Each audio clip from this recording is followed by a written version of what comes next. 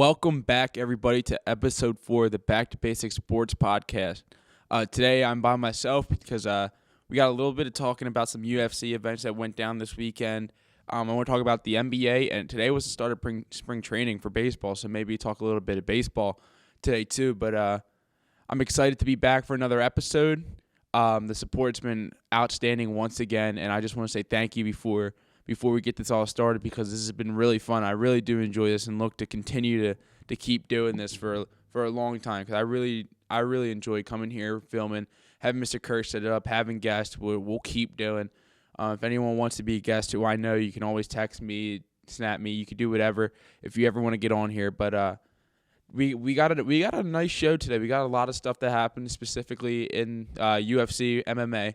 And we're gonna start right off with the main event, because that was really the main attraction for me, was the main event, and because we seen Kamaru Usman come back. And if you're not familiar with UFC, you still might know who Kamaru Usman is, because I believe he's putting himself as one of the top guys in the UFC, if not the top guy at this moment in time right now. And last night, I watched some of his past fights leading up to this past weekend, but and he just blows me away. I mean, he had a really tough fight. I mean, a lot of people were saying this weekend this was going to be the guy who's going to get him, Gilbert Burns, who's been on an absolute tear. He's been 5-0 since moving up to welterweight, who was a career lightweight. But I mean, you guys, I'll throw a picture of what he looked like at lightweight, and I'll throw a picture of what he looks like at welterweight. I mean, he is a guy who you see this a lot in MMA. You see a lot of guys who kill themselves to make a lower weight, but as soon as they bulk up and be more towards their natural weight, they do a lot better, because the weight cut affects a lot of people. But Gilbert Burns, there's a lot of history between these two. I mean, these two were sparring partners, best friends. I mean, these two were on the same team with each other. I mean, and there was so much history leading up to this fight. And this fight was supposed to happen last July, if you guys remember. I'm not too sure if anyone was paying attention to it, if anyone watching this pays attention to that, but this was supposed to happen last July until Gilbert Burns got COVID, and then that's how we got the Jorge Masvidal and Kamaru Usman fight. So this is a big deal. I mean, this is something that's been almost a year in the making at this point, and we finally got it, and it delivered. I think if you're a fight fan, this definitely delivered. I mean, we seen Kamaru Usman just dominate once again. I mean, he's really putting himself up there for me as one of the – I mean, I think Jon Jones is the greatest fighter ever. There's a lot of talk about Khabib too, but I think as long as Khabib is retired right now, and that's just where we're sticking with, I think Kamaru Usman is probably one of the top guys in the UFC, if not the top guy. I mean, you can throw Israel Adesanya in there. I could definitely throw Dustin in there after what he's done past two fights. You could definitely also throw in Jon Jones, who's moving up to heavyweight. But right now, Kamaru Usman's probably the top guy in the UFC. I mean, with Khabib gone, Israel. I don't know. I'm a huge Israel Adesanya fan. That's a tough debate right there. I mean, right now, for me, it's between either Izzy or Kamaru Usman as the top guys right now in the UFC who are still fighting, because we haven't seen Jon Jones fight in over a year now, and we already know what his next fight is. It's going to be the winner of the Francis Ngannou and Stipe Miocic fight. But right now, the guys who've been fighting recently, I got to go Israel Adesanya and Kamaru Usman. They both fought. I mean, Kamaru Usman's fought in twice in the past year. Izzy fought, I want to say September. It was either September or August, where he absolutely dominated against Paulo Costa. So, I mean, those are easily two guys. But I really want to talk about Kamaru's performance, because he's one of these guys, as the fight goes on, he just gets better. I mean, last night in preparation for talking about it today, I watched the Colby Covington versus Kamaru Usman fight. And listen, Colby Covington's a great fighter, and Kamaru Usman just kept getting better. I mean, those are two guys who are very strong with their stamina. They have really good conditioning, but they can also wrestle really well. I mean, but it was just a straight up stand-up fight. I mean, it was just striking the whole time, which is mind-blowing. I mean, I bet going into that fight, nobody thought this was going to be an absolute striking affair, but it was. And it was an incredible striking affair. I mean, in the lead up to the current fight with Kamaru Usman and Gilbert Burns, Dana White was saying that's one of the best fights he's ever seen. And that man's been in the fight business for 30-plus years at this point. I mean, even before he was with the UFC, he was I believe he was a boxing trainer. So he's been around this game for a long time, and he's not wrong. I watched it last night, and just the performance that Kamaru Usman put on against Colby Covington, and it translates. And we saw Kamaru Usman gets rocked early in the Gilbert Burns fight. I mean, early. I mean, I believe it was 30 seconds into the fight. I mean, Gilbert Burns already has him knocked down and has him hurt. But Kamaru Usman, like he said, he's different when he gets in there, and he really is. I mean, he gets in there, and he gets knocked down, and Gilbert Burns speaks to how he responded to the knockdown after the fight, but Kamaru Usman didn't let it get to him. He knew that he was going against a guy who probably knocked him down in sparring. I mean, that has a lot to do with it. Kamaru Usman probably knows, hey, he's knocked me down in sparring, but I can get back up and I can continue to fight, and I know I can beat this guy. And that's exactly what he did. He got back up and just dominated from that point on. I mean, and credit to Gilbert Burns, he said it himself. He said, listen, Kamaru Usman's a great champ, and he's been doing this. He's been doing these championship fights. He's disciplined. Kamaru Usman is just different, and I mean that's what Gilbert Burns hit on. But when you're looking at this from Kamaru Usman's perspective, I mean you got to be blown away with him at this point. I don't know if there's anyone who watches Kamaru Usman fight and say, yeah, I just don't see it in him. You can't at this point. You can't deny him at this point. And after the fight, in his post-conference presser or his post-fight presser, he was saying, I just want people to respect me, put some respect on my name, and absolutely there needs to be more respect put on his name. And he's absolutely right to say that because he is one of the pure best fighters in the UFC at this point. I mean, he's been absolutely dominant. He's wiped out welterweight. Besides Steven Wonderboy Thompson, that's the only guy he hasn't fought in that division right now who is a contender. I mean, Khamzat Chimaev, we can see, but he has really bad COVID issues. He's supposed to fight Leon Edwards, I believe, the 13th of March, but that fight got canceled because Khamzat is just not doing good with COVID. But I mean, he's really wiped out everyone in that division, and there really isn't another challenge in that division. I mean, I think the only fight you can look at right now is probably Colby Covington and Kamaru Usman too, because Colby came off a really impressive fight against Tyron Woodley. I don't think Jorge Masvidal is in the position to get that fight. I mean, I need to see Jorge Masvidal fight somebody like a Colby Covington, like a Leon Edwards. I need to see Jorge fight one of those guys because, yeah, I mean, he has the star power around him, but we got to look at this. He came off from beating Darren Till. Darren Till's a great fighter who's now at middleweight, though. Then he knocks out Ben Askren in the 5 seconds. Terrific knockout, one of the best ever. But then he beats Nate Diaz. So Nate Diaz, nothing against Nate Diaz, but he's just not one of the top welterweights anymore. I mean, you'll never see Nate Diaz in there fighting for a title ever again. So I want to see Jorge Masvidal beat a top 5 guy. Maybe beat a Tyron Woodley. Maybe beat a Colby Covington. But I just don't think he can beat those guys. I really don't think Jorge Masvidal stands a chance with Colby Covington. I think Colby Covington is leaps and bounds ahead of him. And I really like Jorge Masvidal. As a fighter, as an entertainer, he is excellent for the sport. I mean, he is one of the biggest stars in the sport. I mean, you can debate at a past time if he was on the Conor level. I mean, he was really, I mean, as soon as he knocked out Ben Askren, I mean, his star ability just skyrocketed. He's a superstar. But I just don't think he's the pure best fighter in that division. So, although Kamaru Usman called him out after the fight, I think it's more of like a money thing. I mean, why would you not want that fight? You know you're going to dominate this guy like you already did. I mean, Kamaru Usman absolutely dominated for 5 rounds against Jorge Masvidal. He didn't lose a round against him. He knows he can beat this guy. And he knows that it's a great money fight because that pay-per-view, I'm going to look up the buys for the pay-per-view, but that pay-per-view did a crap ton of buys, and that's what you get when you put Jorge Masvidal on the card.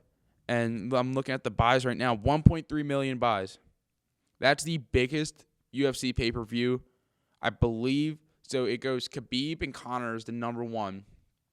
Dustin and Conor, I believe, is now at number 2. But this is number 3. This sold 1.3 million pay-per-views. I mean, that's absurd.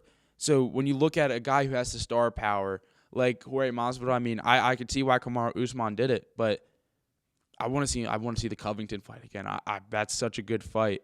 I watched it last night. I was in awe watching that fight. I mean, Kamaru Usman is so good, and he just doesn't stand. I just don't see any other guy in there intrigues me. The Wonder Boy fight intrigues me, but I think Wonder Boy needs to beat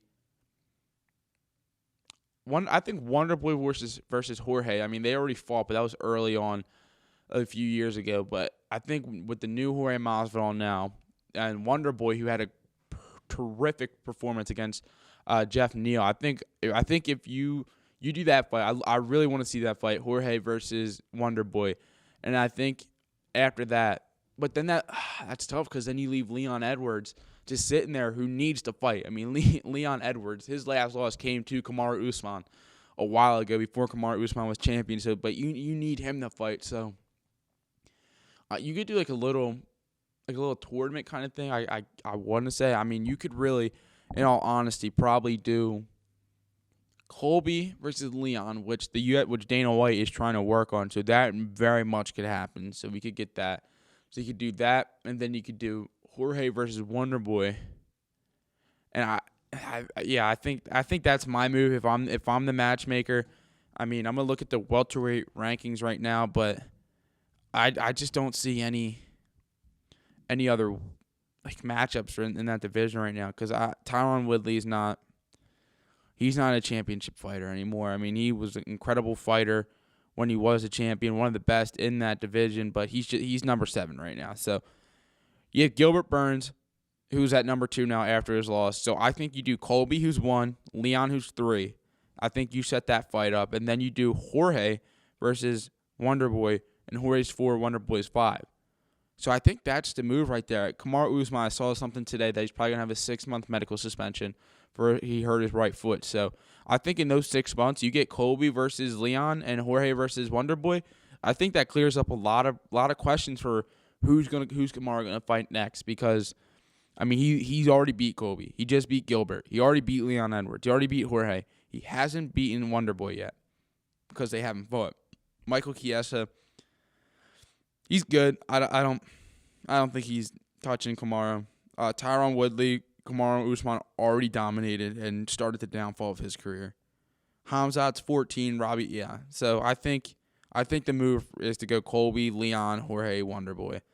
And I think that solves a lot of problems in that division. So I think that's really entertaining to me. Welterweight's in one of these divisions that are just stacked. I mean, this is an incredible. I'm looking at the rankings right now. This is a great division. So that's what I would do for that. But now we talked about Kamaru Usman and how his performance was absolutely dynamic and how he is one of the best fighters. But I want to talk about Gilbert Burns. Now, Gilbert Burns, we take a look at his record. I mean, he is 5-1 now since moving up to welterweight, and has a 19-4 career record. But he knocked Kamaru Usman down early, 30 seconds into the fight. But he said it himself. He got Cody Garbrandt crazy. And if you don't know what that reference is, Cody Garbrandt and T.J. Dillashaw were best friends, teammates. But once T.J. Dillashaw left the camp, they felt that Cody Garbrandt, Uriah Faber, all those guys felt betrayed by TJ. So Cody and TJ fought, but Cody knocked him down a few times, but he just went in crazy. He didn't fight smart. He let the emotions get to him, and that's what Gilbert Burns is referring to. He went Cody Garbrandt crazy, which is a good evaluation of what he did because Gilbert Burns is some people say he's the best jiu-jitsu guy to ever fight in the UFC. I mean, his jiu-jitsu, he's a multiple-time world champion jiu-jitsu fighter. So, I mean, he really is an all-around fighter, and his striking's really good too. I mean, 30 seconds into the fight, he's knocking down Kamaru Usman. So, I mean, there's really a chance right there. What happens if the fight goes on past the second round? What happens if Gilbert Burns fights a better fight? I don't think Gilbert Burns wins. I think Kamaru Usman is just really that good. But, I mean, I think when you look back at Gilbert Burns, I think he's going to look back and be mad at himself that he didn't fight the fight smart. I think he knows he could win, but he just didn't fight the fight smart. So I think when looking back at Gilbert Burns, I think that's how he's going to look at it. But all credit to him, man. I mean, I think he's a guy we're going to see. No, we're going to see Gilbert Burns. I hope he comes back. He's probably going to have a medical suspension for a little bit, probably a few months. So I'm sure he'll be fighting soon. I think he'll fight again before the end of the year. So I think Gilbert Burns, they could do Gilbert Burns and Chiesa to see if Chiesa's legit, but I don't know. I think Gilbert Burns is in a position that he can fight who he wants to fight at this point. So I think that's an interesting division right there. I really think that division's pretty interesting. So that wraps up the UFC talk. Now let's talk some basketball. I know recently the past episodes we did a lot of football. I know the first episode's very UFC heavy. So I want to focus this episode a lot on basketball. What an exciting year of basketball. We really are seeing an exciting year of basketball. Especially Steph Curry. I'm a Sixers guy, but Steph Curry is blowing me away. He is truly cementing himself as one of the best point guard in the NBA. At this point in time, he is the best point guard in the NBA. So I think that discussion, if you want to debate Damian Lillard, I understand it, but no, it's Steph Curry at this point. He's the greatest shooter to ever play basketball, and he really is. He just really is that guy. Steph Curry is legit, man, and they're the eighth seed right now. They're up 4 games on the Grizzlies. So you got to look at what's over there. It's just they're gonna have a good team once Klay Thompson comes back. The Western Conference is absolutely stacked though from top to bottom. They are loaded. The Jazz, for some reason, is the hottest team in the NBA right now. You got some ballers over there. Rudy Gobert, who's an incredible defensive player, multiple-time defensive player of the year, and Donovan Mitchell, who, what else can we say about Donovan Mitchell? He is a legitimate star in this league, and that Jazz team, they play really well with each other, but a lot of people are comparing them to the 2015 Hawks team. That team was dominant in the regular season, number 1 seed, but will they be able to get it done in the playoffs? That's a question that needs to be answered. The Lakers, Anthony Davis just gets hurt recently. He's out 2 to 3 weeks with an Achilles strain.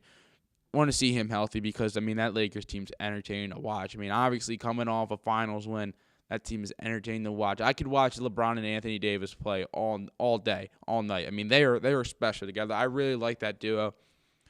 They're second in the West right now. The Clippers, they're underwhelming. They're 3 right now, but we saw them in the playoffs just absolutely collapse. They're very underwhelming. They need to prove it to me in the playoffs. They're on a 4-game win streak right now, but they need to prove it to me in the playoffs that this is a dynamic team who can win a ring because they most certainly have the talent. You have Kawhi Leonard and Paul George. Those are 2 of the best wing defenders in the NBA, if not the 2 best. So that team needs to figure it out as a whole. That's all I'll say about the Clippers. They need to get it done in the playoffs. Kawhi Leonard had maybe one of the best playoff runs we've ever seen the year in Toronto where they won the ring, but they need to do better in the playoffs because the regular season is all cool and you can play really well during the regular season, but what can you do in the playoffs? And we saw what the Clippers did in the playoffs last year, absolutely melted down. The Trailblazers, we spoke a little bit about Damian Lillard a few minutes ago. Great point guard. They got Carmelo Anthony who's playing quality minutes over there. Had a little bit of a resurgence. Obviously not the dominant scorer that he always was, but he's getting it done over there, and that's what they need from him. They don't need him to be the old Melo when he was in New York. They don't need him to drop 30 points. They just need him to be a good player for them, and that's what Melo is. And I'm happy that Melo got the chance to sign with the Trailblazers. I know he was looking for a team for a long time. Over a year ago, I don't even think he was on a team at this point a year ago, but he's found the spot with the Blazers, and that's an exciting team with C.J. McCollum, Damian Lillard, Carmelo Anthony. That's an exciting team, and I'm really, really excited for them. Damian Lillard's absolutely incredible too. I think Steph Curry's the best point guard in the league, but Damian Lillard he's one of those guys. He's another one that's an absolute killer. That's just the way to put it. You got to look at him. He's a killer. The shot over Paul George that basically ended Oklahoma City's any chance of them doing anything. That's insane. He pulled that from the logo with all the confidence in the world. So that's them. But we need to talk about one of the biggest surprises of the season, the Suns. Who would have thought the Suns would be the 5 seed in the West? The West is insane right now. I'm looking at this right now. Like we said, we talked about the top 4 teams, and you got the Nuggets. Who we're gonna talk about a lot about the Nuggets in a little bit. You had the Warriors, who are never out of it. And then you have these young teams like the Mavericks, the Pelicans, the Kings. I mean, you have these young teams that need to, I think once they all mature and grow up and get more used to NBA basketball, those teams are all going to be electric. But the Suns, they got Chris Paul over the summer in a trade. And Chris Paul, I mean, wherever Chris Paul goes, they win. And that's simply what it is with Chris Paul. Wherever they go, wherever he goes, he wins. And he has them at the 5 seed right now. And Devin Booker is an absolute freak too. That duo right there is so exciting to watch. If you haven't watched any Suns basketball, I encourage you to put it on, because watching those two play basketball, especially Chris Paul. I mean, I'm a really big Chris Paul fan. How can you not be? I mean, Chris Paul really is one of my favorite players in the league, because he's just something about him. I just gravitate towards him. I'm a big Chris Paul fan. We got the Spurs, who are the 6th seed right now in the West, and the Spurs are just always there. I mean, they're always in the top 8. I mean, they didn't make the playoffs last year, but they're always there. I mean, they don't have that superstar player over there. They have DeMar DeRozan, but DeMar DeRozan isn't that superstar he was in Toronto. They're always just there, and that's a lot to do with Greg Popovich, one of the greatest coaches of all time. You can certainly make the case that he's the greatest coach of all time, but they're always there. But now we're going to talk about the Nuggets, and specifically the one man on the Nuggets, Nikola Jokic. Wow. I mean, if you're not blown away by Nikola Jokic at this point, you need to reevaluate, because Nikola Jokic is playing at an insane level right now. I mean, last night, through the third quarter, I believe, I'm filming this on Wednesday, so last night, I believe he was 14 from 17 with 36 points in 3 quarters. He's an absolute freak. And I'm going to look at the basketball reference right now to look at his stats for the year, and pulled it up. He's averaging 27 points, 11 rebounds, 8 assists. He's shooting almost 60% field goal percentage, and he's shooting almost 40% from beyond the arc. This is a big man we're talking about. We're not talking about a guard. We're talking about a big man who may be one of the best passers in the NBA. I mean, he seriously might be a top passer in the NBA. The way he gets the ball out and how he gets it out and his vision, he might be one of the pure best passers in the NBA. And he is certainly in the MVP discussion. I mean, I think there's 3 guys you put in the discussion right now. Joel Embiid's cooled off a little bit, but you got to put Nikola Jokic, Steph Curry, and Embiid in the top 3 talks right now for the MVP. And at this point, I'm a huge Sixers fan, but I got to give it to Nikola Jokic. I think I got to. I mean, he really is phenomenal in every aspect of the game. And he's getting it done. He's almost averaging a triple-double. But what really blows me away is the 9 assists at 8.6 assists. That is absurd. He's a center. He's not a point guard. He's not one of these guys. But he gets it done. And he knows how good of a threat he is on offense, scoring the ball. So what does he do? He's one of the best passers in the NBA, one of the best pure passers in the NBA. And if you really want to look at it, you got to throw him as one of the top guys in the MVP discussion right now. I mean, he simply is. And the eighth place in the West is the Warriors too. We talked about Steph Curry. I really like Wiseman. That's who they drafted with their pick this year in the first round. He's a freak. He's really good. I really like what that team is going to be when Klay Thompson comes back, because as soon as Klay Thompson comes back, we're going to see them a top 4 team, because they really are that good, and Steph Curry really is that good. Then you have the Grizzlies, Mavericks, and Pelicans and Kings, all very, very young teams. The Pelicans, a bit underwhelming. So are the Mavericks, too, probably the most underwhelming teams this year. I mean, the Mavericks, you look at who took the Clippers to 7 games in the playoffs, who have Luka Doncic. They just got to be better. I mean, they took the Clippers to a 7-game series. And I know I said the Clippers melted down a little bit, but still, you got to get better. You can't get worse. You're in 10th place now, and I mean, the season's still early. They're at 27 games, I believe 30 games. Yeah, right here, the Mavericks have played 28 games, so there's obviously room for improvement. You have a little bit of a shortened season though, so you got to figure it out. The Pelicans, I mean, they have Zion over there. They got Lonzo Ball. They have Josh Hart. They have all the young talent in the world. But that's the thing; they're young talent. They're not all fully developed, so I want to give them a little bit of a pass. They have the grizzled veteran, J.J. Redick, who I'm sure all Philadelphia 76ers fans truly do miss. So, I mean, that's an exciting team potentially. But once they all grow up and mature and get used to NBA basketball, I mean, that team's going to be electric. And the Kings, De'Aaron Fox is a star, but that's really just about it over there. And I want to move over to the Eastern Conference where we have the 76ers. Me as a Sixers fan, I'm a huge Sixers fan. We're on a tough streak right now where we lost the last 3, but they've been phenomenal this year. And I want to give a big shout out to Tobias Harris, Tobias Harris has been absurd.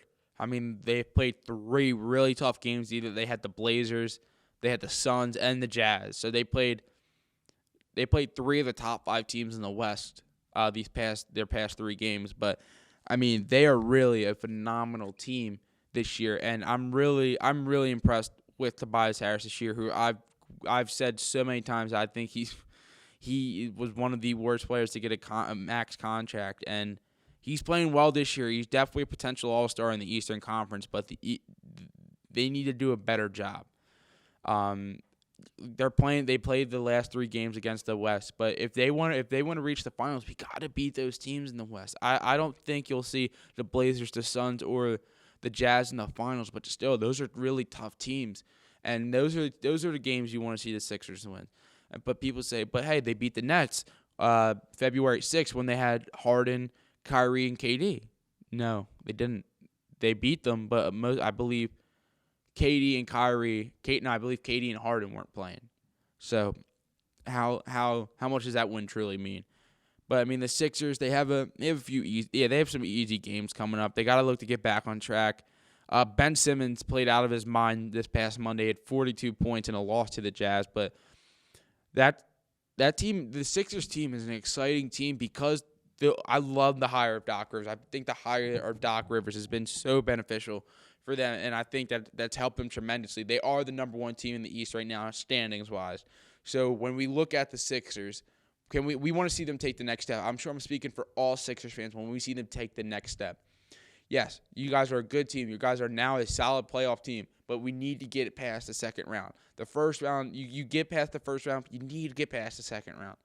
I mean, I remember watching them get spanked by the Celtics again, and then obviously the most heartbreaking shot to any 76ers fan ever was the Kawhi Leonard shot. So we need to see the Sixers get past the second round, though. And I know that's a built-up frustration for all 76ers fans. I'm sure we all can agree, but they need to get past the second round. Like I said, the regular season is all fun and cool, but what can you do in the playoffs? And the Sixers need to prove that they can get it done past the second round.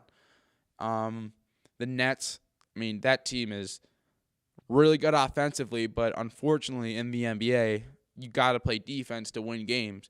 They're on pace right now to be the worst defensive rating team ever, but one of the best offensive rated teams. So that says a lot. And I think if you're watching the Nets, obviously you're going to watch them and see some of the most electric offensive basketball you've ever seen. I mean, that's the three guys they have on their team will provide you the most electric offense you've ever seen in the NBA. Kyrie Irving, Kevin Durant, and James Harden. Are you kidding me? I think Kevin Durant's the best scorer of the basketball ever. Now, many people might not agree, but I think when you look at anyone who can score anytime they want, however they want, I think Kevin Durant's the best scorer of the basketball ever. Then you have Kyrie Irving, maybe the best ball handler ever. One of the best, if not the best ball handler ever.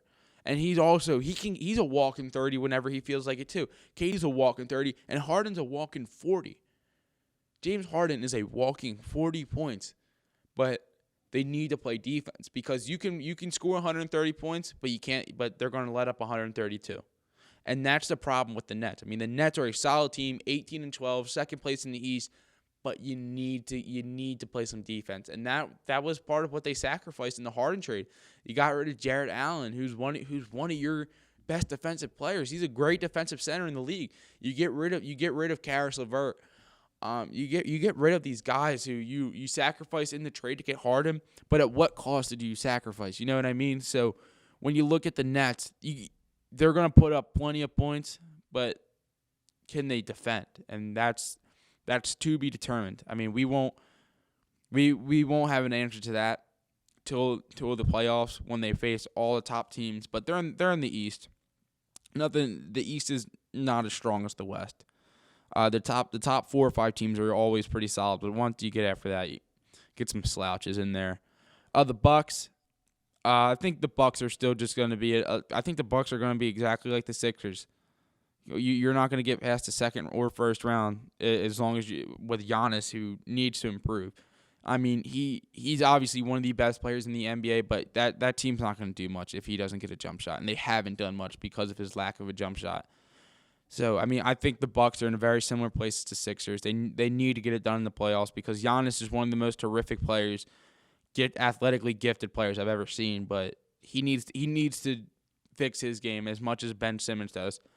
And then I think once he solidifies his game, especially a jumper, I mean that team is something to look out for. But they need their best player to be incredible at all aspects of the game, especially when you play some of these hammers in the East. Because I mean, like I said, the East isn't the best conference from top to bottom, but they got some hammers.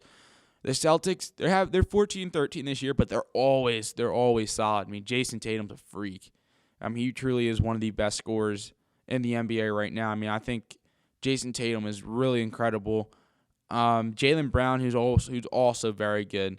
So, I mean, I think the Celtics, when you look at them, I think Brad Stevens does an incredible job over there, and they're always a solid team. You can never count them out. The Pacers, who we always see, is always in that mix in the East. They're always in like that 4 to 7 range, 4 to 6. They're always there. They always have some solid plays over there. We need to talk about the Knicks.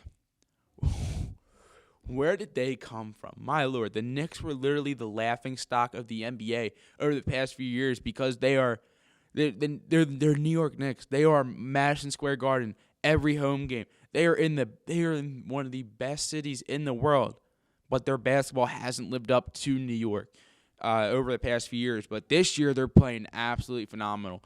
And Julius Randle, he should be an all-star in the East. I saw something earlier where he has like more points than Anthony Davis, a better 3-point percentage than Donovan Mitchell, I believe. I mean, Julius Randle is leading this young team. This young team who's going to be so good if they can maintain this core.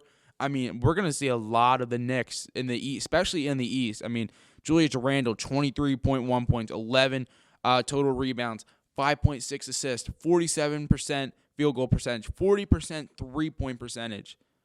He's playing out of his mind right now, and I'm really happy for Knicks fans. They're 14-15 right now, but they're the 6th seed in the East, and they're exciting to watch. You got Quickly, I believe that's his name, who's exciting to watch. Yeah, Emmanuel Quickly. You got Opie Toppin, R.J. Barrett, Julius Randle, Mitchell Robinson, Frank Ntilikina, Austin Rivers, Kevin Knox, Alec Burks, Nerlens Noel, and they added Derrick Rose, I mean, God bless his soul, was one of the most exciting and electric players until he got in all that injury trouble.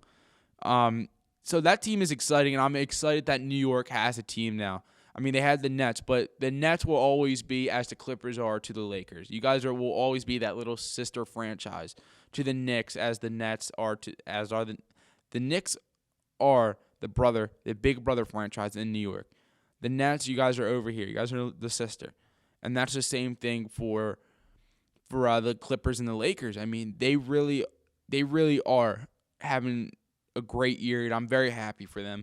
The Raptors, a bit underwhelming this year. The Hornets, exciting this year, man. I mean, I swear every time I go on Instagram or Snapchat, I'm seeing LaMelo Ball in a highlight with Miles Bridges and all them guys. Gordon Hayward, who started off the year incredible. Terry Rozier is a great player. Devontae Graham, who's come crazy recently. I mean, he had a great year last year, and that team is so young, and they have a lot of fun with each other. And I think when you see these teams that have a lot of fun with each other, you're going to see success.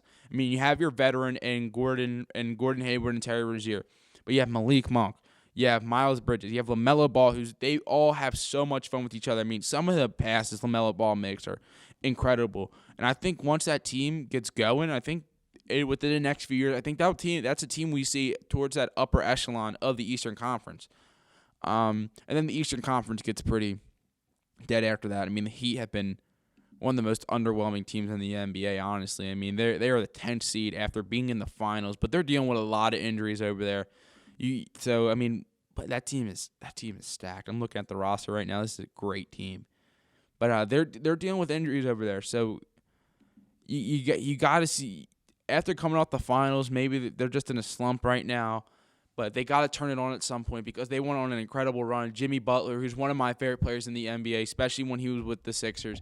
I mean, he truly was one of my favorite players because I feel like he's not your superstar player who's going to give you 40 points, but he's the all-around player. I mean, I thought he was personally Philly embodied into a human being, and I was really sad when we let him go. But he's phenomenal, and I'm a really big Jimmy Butler fan. And I was so excited for him, watching him go through that run last year with the Heat and taking them to the finals. But that's our little NBA talk, and I want to talk more NBA. Definitely gonna grab on some people in here who know a little bit more about me when it comes to the NBA and stuff. Because it's not my favorite league to watch, but I like to stay up to date with it. I like to tune in when I can. But I want to talk about baseball too. I mean, that's another sport that's going to be starting up soon. Spring training started today. I'm filming this currently on Wednesday, the 17th of February. Spring training started today, so I mean, I'm really excited for baseball this year. I mean, especially the Dodgers. I mean, I'm a Phillies fan, but I mean the Dodgers. I don't know if anyone's touching the Dodgers for a few years. Not with that rotation over there, not with that bullpen, and not with that lineup. So as much as I would love for the Phillies to be a top team, the Phillies aren't going to do anything until they get some pitching. And they need pitching in both places. They need it in the bullpen, and they need it in the rotation. Aaron Nola had an off year last year, but they need to do better. Seriously, like they need to do better with the pitching. I love the addition of Bryce Harper. They have an explosive offense. But like I said, it kind of comes back to the Nets that we're talking when we're talking NBA. You can put up 8 runs, but you're going to let up 9. So that's the problem with the Phillies. The Phillies will not do anything until they get the pitching situation over there. I know they just signed Archie Bradley, but we need more. We need some serious pitching over there. I mean, Kluber, I don't know. I don't think Kluber's still a free agent, but what are we doing? Or I'm sorry, Krimble.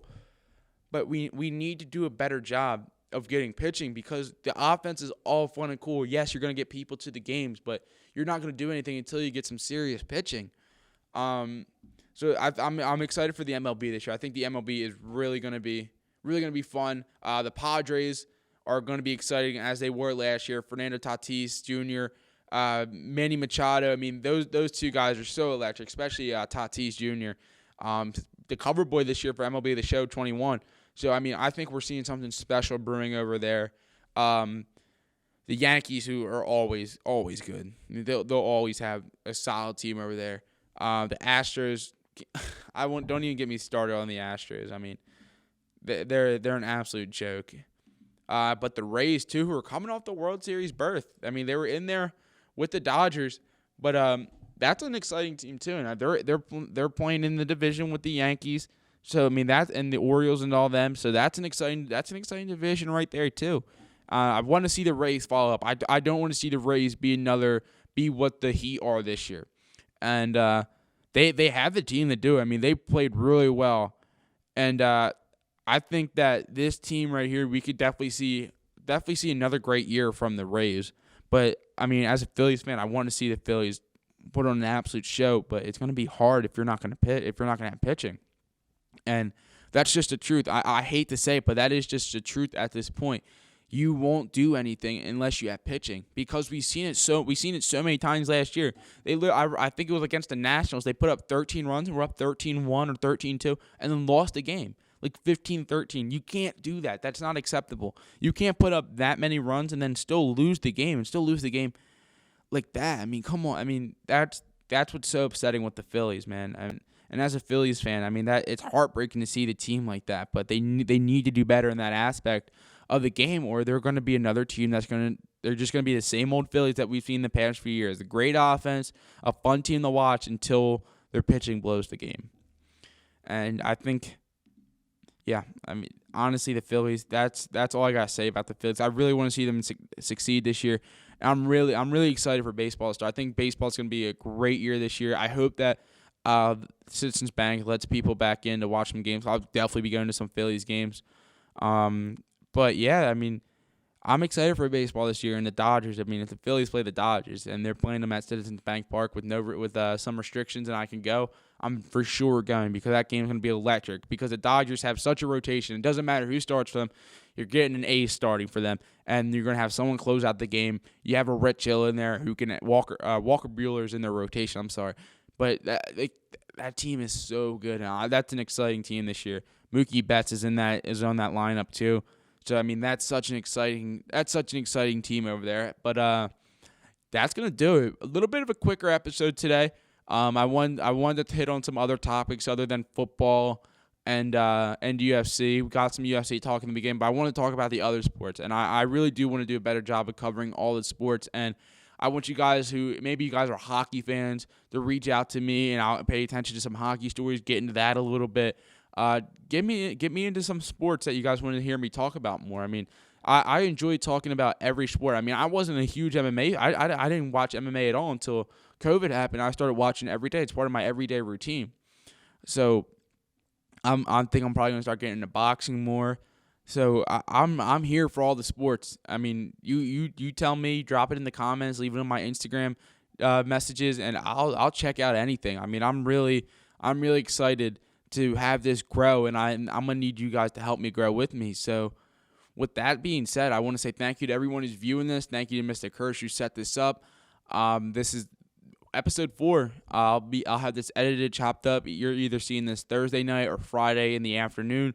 So I mean, I really want this to grow. So if you guys see this, share this with your friends, family, anyone. I want this thing to explode. I want this to be an incredible show that I'm going to be able to continue to go back to years after this. I don't want this just to be something I'm going to do for a couple months and not do later. I want this to be the start of something special. And I just want to say thank you for all the people who've been constantly supporting me, always sharing it on their Instagrams, their Snapchats, and stuff like that. I want to say a personal thank you. You know who you guys are, and that's going to be it. I hope you guys enjoyed this episode. Like I said, like, comment, subscribe. Leave me any suggestions you want me to talk about, and that's going to be it. Thank you for watching.